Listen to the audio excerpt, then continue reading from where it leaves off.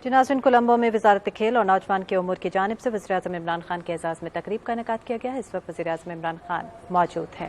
University I've just built. My former colleagues, cricketers, Arjuna, who I competed lots of times on the cricket field, ladies and gentlemen.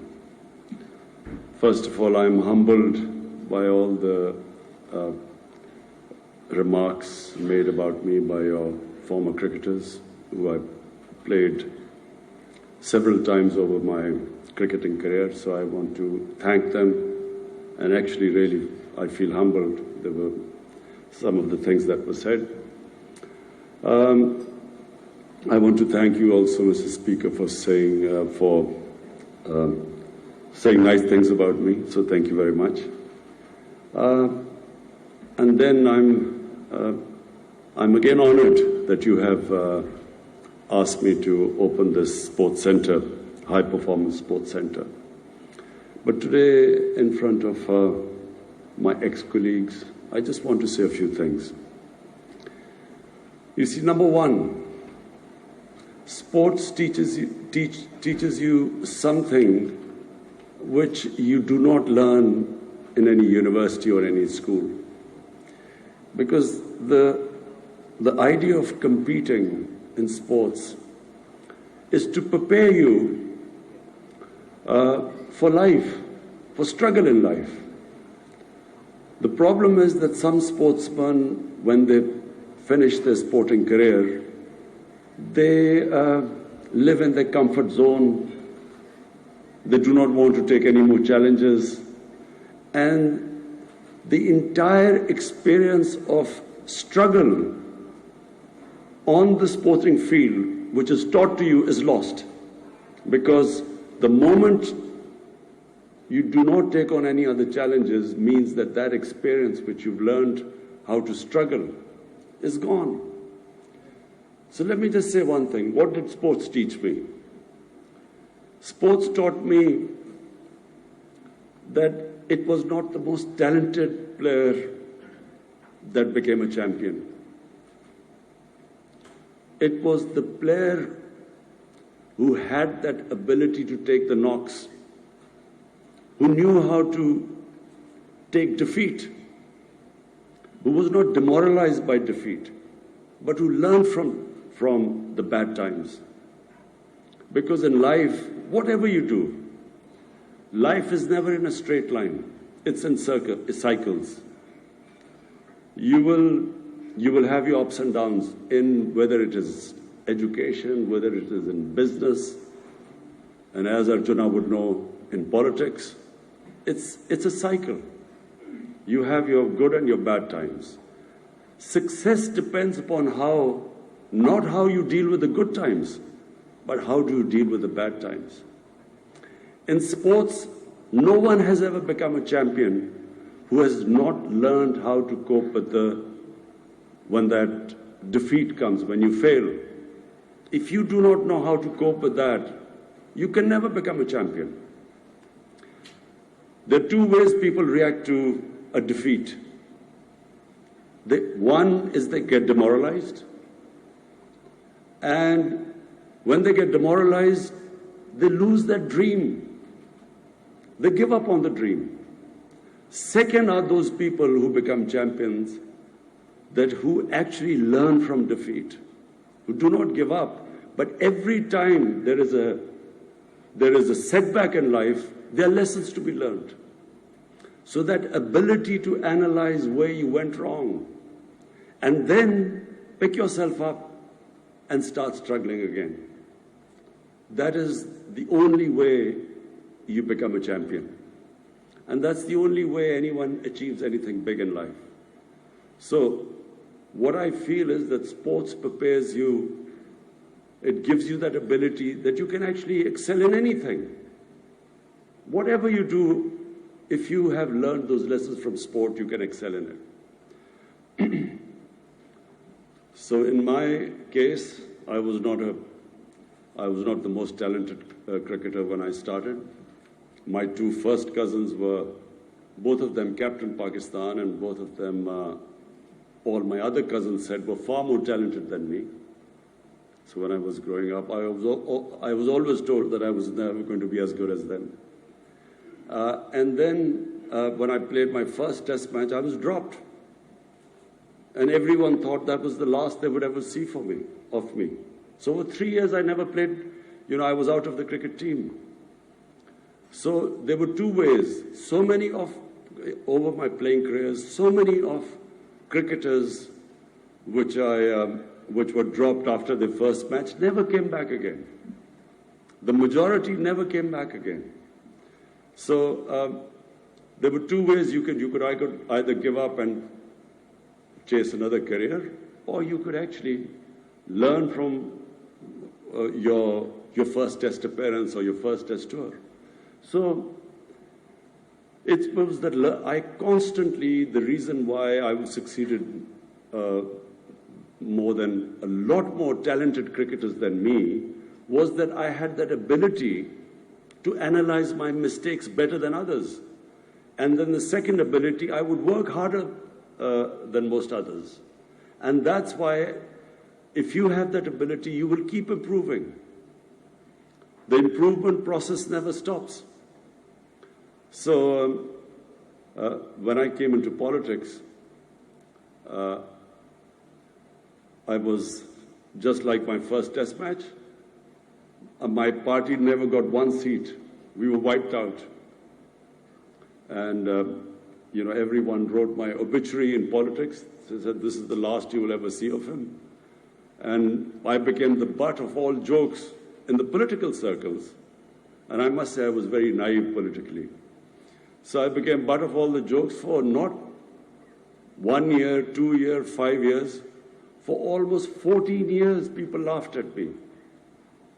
They always thought that this guy will never ever make it. Because I took the untrodden path. I didn't join a political party. I didn't join a group of old politicians and then form a party. I started alone, with no political background, with no politicians, no established politicians, but they wouldn't join me anyway because they thought I had no chance of winning. So I started with very few people, and for 14 years, Arjuna, message for you. For 14 years I was alone, with very few people, and butt of all the jokes, and no one thought I would win. So it was the lessons I learned in cricket that helped me in politics. The key lesson is that you only lose when you give up. As long as you don't give up, no defeat cannot make you lose. It's just a way of strengthening you. There's a verse which I've always followed since I was a boy. It is one of our greatest poets wrote this little verse, which said, it refers to the eagle or to the hawk who's flying way above everyone else. And it tells the hawk, he said, "Oh hawk, don't be scared of the force of wind that hits you. It's only meant to make you fly higher. Because when you have resistance, the Almighty has made us human beings such that the moment we face resistance, if we stand up to resistance, we get stronger." We in Islam believe that the human being was made by the Almighty God, even above angels. And we in Islam believe that when Satan was banished by God from heavens, it was the reason why Satan refused to bow in front of man. While all angels bowed in front of man, Satan refused. Because he said, I'm made of fire, I'm superior to him. And God told Satan that, look, even you don't know the power I've given to man. So we have immense power, all of us have incredible power inside us. But that power will only come out when we face resistance. When we pit ourselves up against challenges, only then that power comes out. That potential, that human potential only comes out then. Problem is that somewhere along the line we give up. And that's when we lose. So the more you face resistance, the stronger you get. If you put your arm against a higher weight, your arm will get stronger. But the mind is the powerhouse. And the more you put your mind into to resist and to challenge, it just gets stronger and stronger. So eventually, I mean, it's hardly ever happened in anyone who understands politics. In a two-party system, it hardly ever happens that a third party breaks through. And so my party, we broke through a two-party system, two established parties, and we got more seats in the parliament than all of them. But it took a long time, 22 years. So the lesson for young people, the youngster who was saying he was still who was very young when we won the World Cup, the lesson is simple. All of us can become whatever we dream of. We should never stop dreaming. Anything that you can dream, you can achieve, provided you are prepared to struggle for it, and provided you do not get demoralized from the bad times, but instead, every bad time is a time of reflection, self-analysis, so that you even come back much stronger. I must say that it's a pleasure for me to see my old colleagues here. I have watched Sri Lanka. I came here first time straight out of university in 1975, and I remember playing against the Sri Lankan team. I always thought they had talent. I always thought Sri Lankan teams had especially batting talent. But then they did not have the self-belief. They did not believe that they could win. It was exactly the same with us. When I, as an 18-year-old, first played for my country, I remember we toured England, and I remember my senior players telling me that, look, do not think we can beat the English. You know, then colonialism was much fresher in 1971 when I first played. They said, you know, we've just come here to learn. My own senior players were saying, do not think we can beat the English.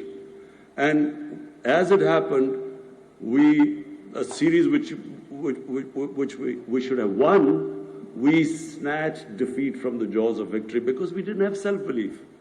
So I remember in 75, Sri Lanka faced that same problem. And gradually I saw the team evolve, develop self-belief, and I must say I commend you, Arjuna, because you were the one who actually instilled in them that grit, determination, self-belief, and we were all very pleased to watch you win the World Cup in Lahore. Again, thank you for you honoring me today. Colombo से ये बराह रास्त ceremony आप मुलाहिजा कर रहे थे जो वज़ीर-ए-आज़म पाकिस्तान इमरान खान के एजाज़ में मुनाक़िद की गई थी। वज़ीर-ए-आज़म इमरान खान का कहना था कि खेल आपको वो कुछ सिखाता है जो कभी आप किसी इदारे, यूनिवर्सिटी या कॉलेज में नहीं सीख पाते। इसके बाद उनका कहना था कि खेल आपको मुकाबला करने और जीतने का सबक देता है। उनका कहना था कि जो अपनी हार से सबक ले वही असल चैंपियन होता है। वज़ीर-ए-आज़म इमरान खान ने आखिर में कहा कि मेहनत और लगन से ही हम सब वो कुछ बन सकते हैं जिसका हम ख्वाब देखते हैं, और ख्वाब देखना ही आपको जीत की जानिब गामजन करता है। वज़ीर-ए-आज़म इमरान खान के एजाज़ में कोलंबो में तकरीब का इनेकाद किया गया जो कि श्रीलंका की वज़ारत खेल और उमूर नौजवानान की जानिब से किया गया।